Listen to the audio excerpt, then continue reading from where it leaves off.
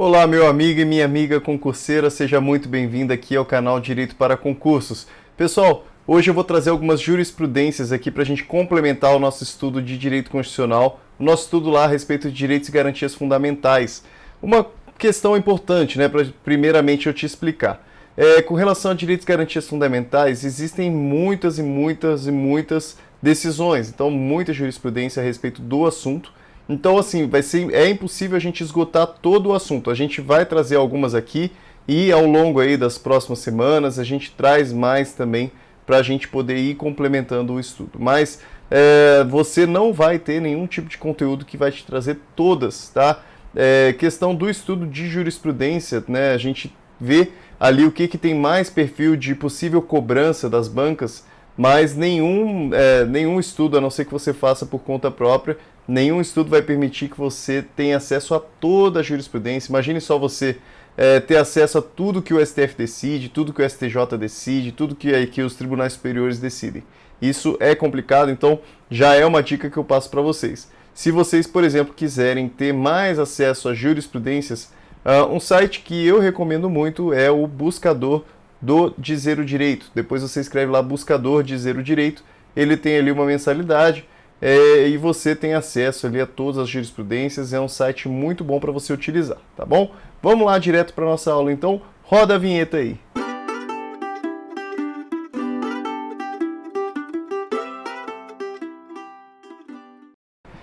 Vamos lá então, meus amigos, a gente tem aqui a primeira jurisprudência tratando aqui a respeito de direitos e garantias fundamentais, mas a gente vai dar um enfoque inicialmente aqui nos direitos e deveres individuais e coletivos.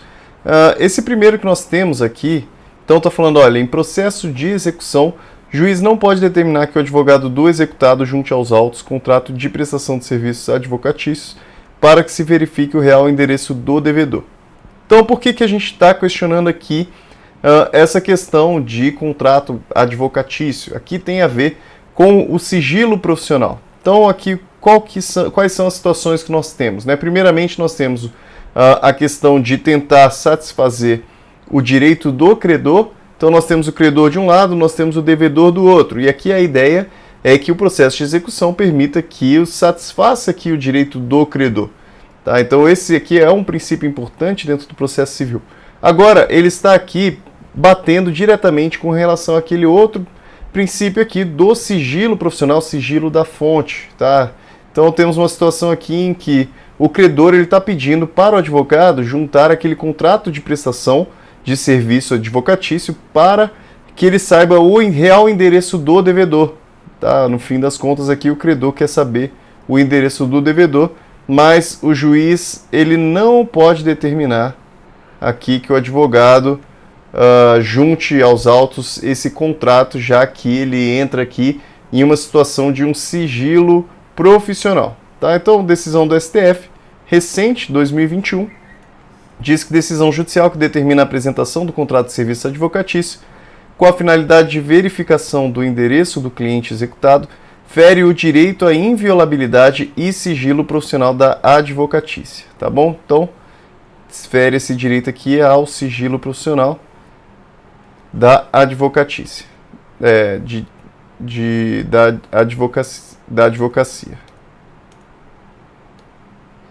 Tá, então temos aqui o próximo julgado, diz que o princípio da reparação integral do dano, tá, então nós temos aqui, a ideia é que quem sofre um dano deve ser reparado no todo, ele deve ser reparado, então quem sofre o dano pode cobrar da outra parte que satisfaça aquele dano, que ressarça aquele dano, que indenize de alguma forma. Pode ser em razão aqui de danos materiais, danos morais, tudo mais. Agora, ele fala aqui, ó, o princípio da reparação integral do dano, por si só, não justifica a imposição do ônus de publicar o inteiro teor da sentença condenatória. Tá? Então aqui, pessoal, com relação a uma sentença condenatória, então vamos dizer que você causou um dano. Tá? Você ali causou um dano, você se torna um devedor, digamos assim, tá? Você se torna então um devedor, já que você causou um dano. Agora ele está falando assim, não é porque você causou um dano que necessariamente vai gerar aqui uma obrigação, um ônus de ser publicado todo o teor da sua sentença condenatória, porque uma coisa é a publicidade, tá? Uma coisa é a publicidade e outra coisa é o direito de resposta. Vamos ver aqui, ó, ele fala, olha, não é cabível a condenação de empresa jornalística à publicação do resultado da demanda. Olha aqui, está falando então, aqui o caso concreto seria uma empresa jornalística, poderia ser, por exemplo, a Rede Globo, contra uma pessoa.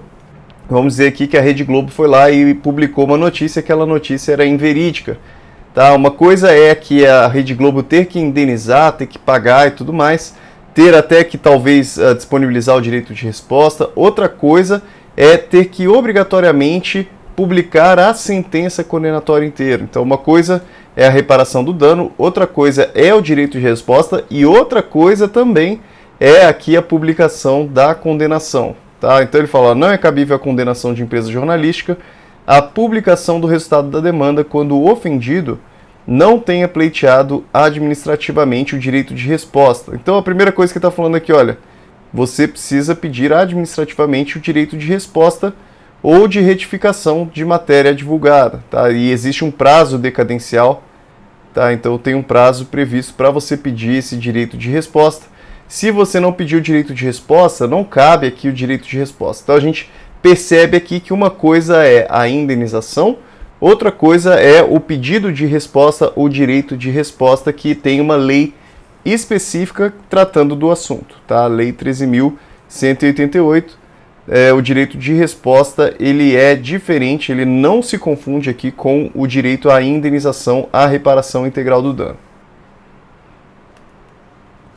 STF determinou como tutela provisória incidental na ADPF que a União adote providências para assegurar a vida, a saúde e a segurança de povos indígenas. Aqui com relação à questão da pandemia, né? Então com relação à pandemia a gente vê aqui que quem deve cuidar aqui do direito, né, à saúde dos povos indígenas é a União. Tem que cuidar da vida deles, da saúde, da segurança. Então, cabível o deferimento de tutela provisória incidental em arguição de descumprimento de preceito fundamental para adoção de todas as providências indispensáveis para assegurar a vida, a saúde e a segurança de povos indígenas vítimas de ilícitos e problemas de saúde decorrentes da presença de invasores de suas terras em situação agravada, então ficou pior ainda por conta da pandemia. Tá? Então eles já tinham problemas aqui de invasões e em razão da pandemia piorou ainda mais. Estado pode ser obrigado a fornecer medicamento não registrado. Pessoal, nesse julgado aqui a gente vai ter que tomar muito cuidado, tá bom? Vamos tomar muito cuidado nesse julgado. Então o Estado ele pode ser obrigado a fornecer medicamento não registrado na Anvisa. Em regra a gente sabe, olha, os medicamentos eles precisam ser registrados na Anvisa, que é a agência aqui de controle, né, sanitário, de vigilância sanitária. Então geralmente aqui os medicamentos eles possuem esse registro, eles precisam ter esse registro aqui para poder circular e tudo mais, poderem ser vendidos. Agora, normalmente, né, a regra é que o Estado ele não é obrigado a fornecer um medicamento que não está registrado na Anvisa. Se ele não está registrado nos órgãos de controle é porque, em regra, tá? Quando eu falo em regra, é porque também existem exceções, tá bom? A regra seria essa, mas existem exceções. Em regra, o Estado ele não precisaria fornecer esses medicamentos. Agora, aqui nesse julgado ele diz assim, ó, o Estado pode ser obrigado, tá? Então ele pode ser obrigado a fornecer medicamento não registrado na Anvisa se a sua importação, aí aqui é a parte importante, se a sua importação estiver autorizada. Tá? Embora ele não seja um medicamento registrado, ele tem a importação autorizada. É possível que alguns medicamentos não tenham registro, mas que exista a aprovação com relação à sua importação. Isso é possível que haja autorização para importação e ele não ser registrado. É possível uma coisa é uma coisa e outra coisa é outra coisa. Então, além da importação ser autorizada, é necessário também que ele seja imprescindível ao tratamento. Tá? Então, mais um requisito é imprescindibilidade para o tratamento e também incapacidade financeira do paciente. Tá? Isso daqui, então, com relação ao direito à saúde, está muito relacionado aqui aos direitos e garantias fundamentais, que é o direito à saúde. Fala aqui então, constatada a incapacidade financeira do paciente, então esse é um requisito, tá? Incapacidade financeira, o Estado deve fornecer medicamento. A regra então é que o Estado fornece medicamento, mas ele precisa ter registro sanitário. Tá? Mas ele fala aqui, ó, o Estado deve fornecer medicamento que, apesar de não possuir registro sanitário, ele tem a importação autorizada pela Anvisa. Para tanto, devem ser comprovadas a imprescindibilidade do tratamento e a impossibilidade de substituição por outro similar, constante das listas oficiais de dispensação e dos protocolos de intervenção terapêutica do SUS. Tá? Então nós vemos aqui vários requisitos para que isso seja possível, né? O primeiro deles seria aqui a incapacidade financeira do paciente. O outro é aqui que a importação desse medicamento ela é autorizada. Ainda que ela não possua registro, a sua importação ela é autorizada. Outra coisa também é a sua imprescindibilidade do tratamento e também a impossibilidade de substituição. Aquele medicamento ele não pode ser substituído por outro com a mesma eficácia. Agora vamos ver qual foi a tese fixada pelo STF. Cabe ao Estado fornecer em termos excepcionais, excepcionais é porque não é sempre, essa não é a regra, medicamento que, embora não possua registro na Anvisa, tenha sua importação autorizada pela Agência de Vigilância Sanitária, desde que comprovada a incapacidade econômica do paciente, imprescindibilidade clínica do tratamento e a impossibilidade de substituição por outro similar, constante das listas oficiais de dispensação. Tá? Então, pessoal, muito importante aqui a gente memorizar também esses requisitos. Tá? A gente vê aqui alguns requisitos com relação ao direito à saúde. O problema é que esse medicamento não é vendido no Brasil. Tá? Ele não foi ainda registrado na Anvisa, mas ele já foi autorizado a sua importação, por exemplo. Ó, o julgado acima é mais uma exceção ao tema 500 do próprio STF. Essa decisão aqui, então, ela é uma exceção. O STF, ao julgar o tema 500, fixou alguns critérios para que seja possível o fornecimento pelo Poder Judiciário de medicamentos não registrados pela Anvisa. Tá? Então, alguns critérios para poder, então, fornecer medicamento não registrado. Quais são esses critérios para o Judiciário poder, então, determinar ali o fornecimento de medicamento não registrado? Primeiro que o Estado não pode ser obrigado a fornecer medicamentos experimentais. Tá? A regra aqui que não pode para experimentais. A ausência de registro na Anvisa impede, como regra geral, o fornecimento de medicamento por decisão judicial. É como eu falei para vocês, ó, em regra precisa ter o registro na Anvisa. Se não tiver o registro na Anvisa, em regra não pode determinar, então o juiz não pode determinar que eles entreguem esses medicamentos. Tá? Essa aqui, então, é a regra também. Outra coisa, é impossível, excepcionalmente, a concessão. Então, é possível, excepcionalmente, a concessão judicial de medicamento sem registro sanitário, em caso de mora irrazoável da Anvisa em apreciar o pedido. Deixa eu abrir aqui. Tá, então é possível excepcionalmente a concessão judicial de medicamentos sem registro sanitário. Aí a gente vê aqui que se não tiver registro, em algumas situações é possível. Em caso de mora, mora é porque está demorando demais aqui, né? Então, ou então ele não fez aquilo que ele deveria ter feito, ele não cumpriu aquele acordo que ele deveria ter cumprido. Tá? Mora em apreciar o pedido. Então demorou muito para apreciar aquele pedido. Tá? E traz o prazo aqui na Lei 13.411. A gente não precisa se aprofundar nesse sentido aqui. Quando preenchidos 3 requisitos. Tá? Então tem 3 requisitos também nessa situação de falta de registro e mora irrazoável. Existência de pedido de registro do medicamento. Então, embora ele não seja registrado, existe já um pedido para registrar. Existência de registro do medicamento em renomadas agências de regulação no exterior. Então aqui um medicamento que não possui registro no Brasil, mas tem registro em outros países. Tá? Em um país aqui também com agências de regulação renomadas. A inexistência de substituto. Então esses requisitos aqui. a gente vê esses 3 requisitos aqui relacionados, então, à possibilidade de concessão de um medicamento sem registro na Anvisa.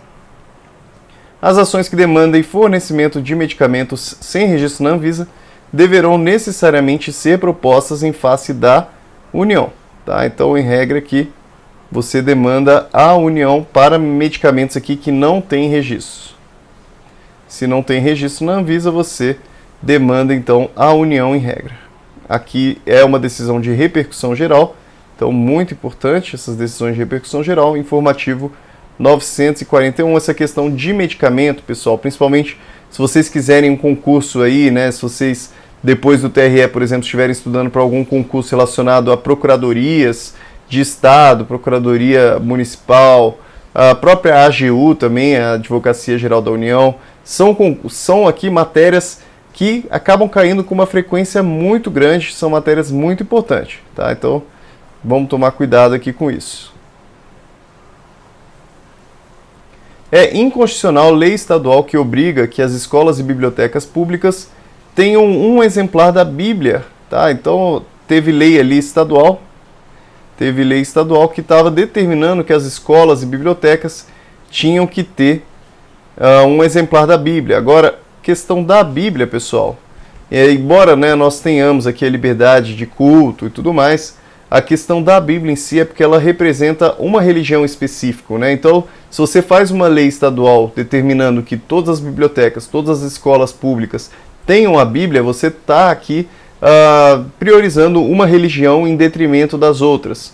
Então ele fala aqui, ó, a imposição legal, então por meio de lei, de manutenção de exemplares de Bíblias em escolas e bibliotecas públicas estaduais configura contrariedade à laicidade estatal. Laicidade estatal é porque o nosso Estado ele é laico, é um Estado que ele não pode manifestar aqui uma preferência com relação a uma religião. Já houve o tempo em que o Brasil ele foi um país que era declaradamente católico, ele possuía a religião católica.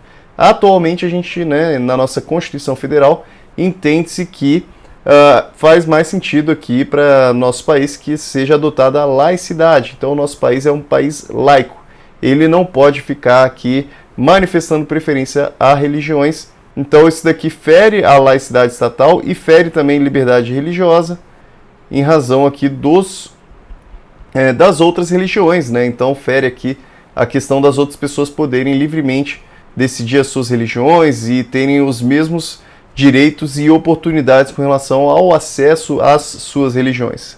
Tá? Isso daqui também às vezes cai com relação à escola, né? Então a escola ela pode, por exemplo, garantir ali um acesso a uma educação religiosa e tudo mais, mas ela teria que dar um acesso a uma educação religiosa de forma que ia permitir que realmente as crianças, os adolescentes tenham acesso às outras religiões também, não somente a uma religião.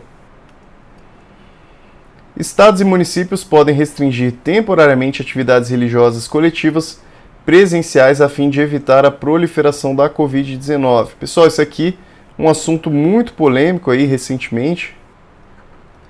Tá, então foi uma decisão do STF que foi muito polêmica, a maioria das pessoas sabem aí que teve essa decisão, falando aqui que os estados e os municípios poderiam restringir as atividades, restringir os cultos que estavam ocorrendo em razão da Covid-19. Então é compatível com a Constituição Federal a imposição de restrições à realização de cultos. Então o STF ele julgou que poderia sim ser restritos os cultos e liturgias e tudo mais. Isso aqui em razão da pandemia, tá? Então como uma forma de contenção do avanço da pandemia. Pessoal, como que tem sido decidido? Então, a dimensão da liberdade religiosa. A liberdade religiosa ela tem sido entendida de duas formas. Isso daqui é importante você compreender, ainda que na sua prova não caia especificamente relacionado a esse julgado em si. Ele pode perguntar a respeito da liberdade religiosa interna e externa. Qual que é a diferença? Então, nós temos a de dimensão interna e liberdade religiosa de dimensão externa. Aqui, fórum interno e fórum externo. Com relação à dimensão interna, ela diz que, olha, consiste na liberdade espiritual íntima de formar a sua crença, então está falando do que você vai pensar, a sua própria ideologia e a sua consciência. Com relação a isso, entende aqui o STF que é um direito absoluto, não cabe ao Estado limitar o que você vai pensar, a religião que você vai ter, a crença que você vai ter. Isso, então, para o STF, ele entende que isso está dentro de uma dimensão interna e é um direito absoluto. Agora, com relação à dimensão externa, o STF entende que ele não é absoluto, ele é uma dimensão ali relativa. E como todos os direitos, né, que a gente tem na nossa Constituição Federal, praticamente todos os direitos aqui, a gente entende que eles podem ser relativizados aqui quando colidem com outros direitos, com outros princípios também. Então o STF entende que essa dimensão externa ela pode ser relativizada e ela está relacionada principalmente aqui à liberdade de culto. Tá? Então o STF entende que o culto, por exemplo, ele, a depender das circunstâncias ali, ele pode sofrer algum tipo de limitação em razão aqui de alguma necessidade pública, alguma necessidade coletiva que seja né, esteja acima, né, como a necessidade coletiva ela acaba preponderando com relação às necessidades individuais. É assim que o STF entende. Deixa eu ver aqui. Então, nós temos aqui, né, então é isso, tá? Com relação à liberdade religiosa, é isso daqui. Agora, continuando, a redução da transparência dos dados referentes à Covid-19 viola o direito de acesso à informação. Esse daqui é mais um direito fundamental, que é o direito ao acesso à informação, com relação aos dados da Covid-19 também. Se não ficar sendo publicado isso daqui, está violando o direito ali à transparência, direito ao acesso à informação. É importante, então, é necessário que os dados relativos à Covid-19 sejam transparentes, sejam publicados. Fala aqui que fere, então, o direito ao acesso à informação, fere também o princípio da publicidade, transparência da administração pública e também o direito à saúde. É necessária a manutenção da divulgação integral dos dados epidemiológicos relativos à pandemia da Covid-19. A interrupção abrupta da coleta e divulgação de importantes dados epidemiológicos imprescindíveis para a análise da série histórica de evolução da pandemia caracteriza ofensa a preceitos fundamentais da Constituição Federal, nomeadamente o acesso à informação, princípio da publicidade, da transparência da administração pública e o direito à saúde. Também decisão muito recente aqui, 13 de março de 2021, informativo 1009. É inconstitucional a resolução do Conselho Federal de Psicologia que proíbe a comercialização e o uso dos testes psicológicos para indivíduos que não sejam psicólogos. O Conselho Federal de Psicologia, ele então fez ali uma resolução em que ele proibia que esses testes psicológicos eles fossem comercializados para outras pessoas que não fossem psicólogos. Mas o STF ele entendeu aqui que era inconstitucional essa resolução, ela não poderia determinar aqui que somente os psicólogos comprassem esses testes psicológicos. Então falou aqui, ao restringirem a comercialização e o uso de testes psicológicos aos profissionais regularmente inscritos no Conselho Federal de Psicologia, a resolução acabou por instituir disciplina desproporcional e ofensiva aos postulados constitucionais relativos à liberdade de manifestação do pensamento e de liberdade de acesso à informação.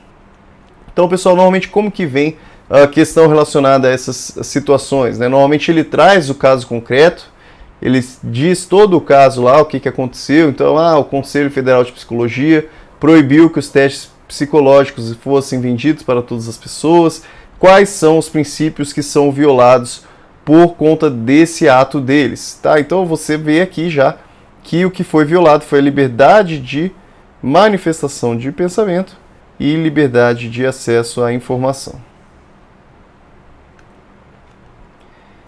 STF determinou que governo deveria detalhar a ordem de preferência na vacinação dentro dos grupos prioritários. Então, dentro do grupo prioritário, quem que precisa ser vacinado primeiro?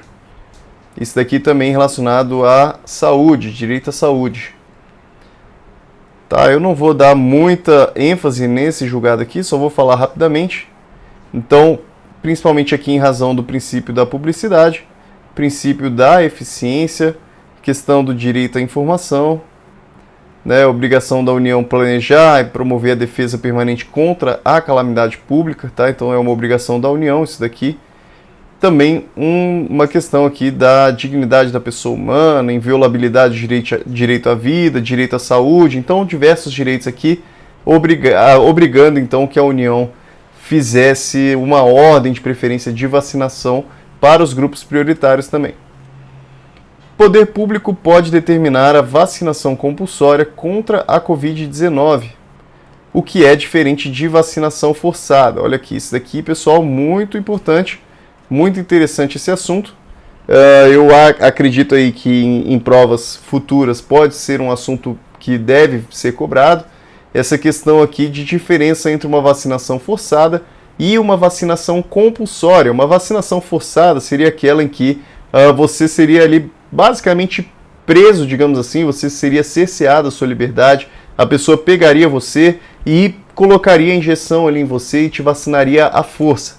Isso seria vacinação forçada. Outra coisa é a vacinação compulsória. A vacinação compulsória é aquela que ela vai ter um quesito aqui de obrigatoriedade, mas em razão de restrição de outros direitos. Como você vai ter restrito alguns direitos, você vai se sentir obrigado a se vacinar, tá? Porque você não vai conseguir fazer algumas coisas, você vai acabar se sentindo obrigado. Essa é a diferença então entre vacinação compulsória, que é aquela que restringe alguns direitos para fazer com que você seja vacinado, e a vacinação forçada. O STF julgou parcialmente procedente a ADI para conferir interpretação conforme a Constituição.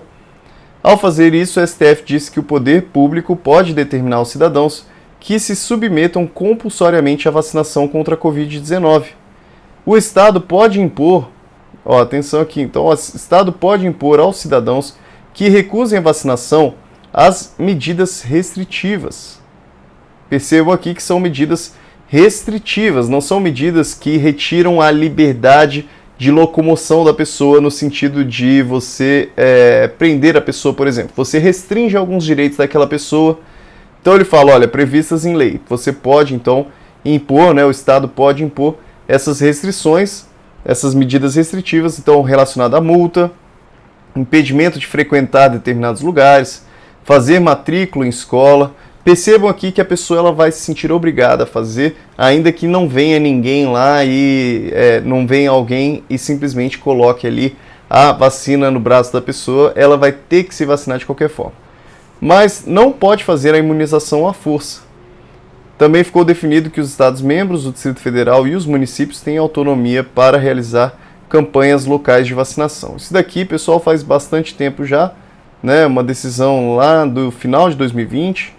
Por isso que está falando aqui, para você vai parecer óbvio, né? Ah, mas é óbvio que os estados, a gente já sabe, né, que os estados podem fazer essas vacinações e os municípios também, tá bom? É de 2020, vocês não estão vendo aqui, mas está escrito aqui, 2020. A tese fixada foi a seguinte: a vacinação compulsória não significa vacinação forçada, por exigir sempre o consentimento. Na vacinação compulsória, é exigido o consentimento. O usuário ele precisa consentir, podendo, contudo, ser implementada por meio de medidas indiretas, as quais compreendem, dentre outras, a restrição ao exercício de certas atividades. Tá? Essas daqui são as medidas restritivas.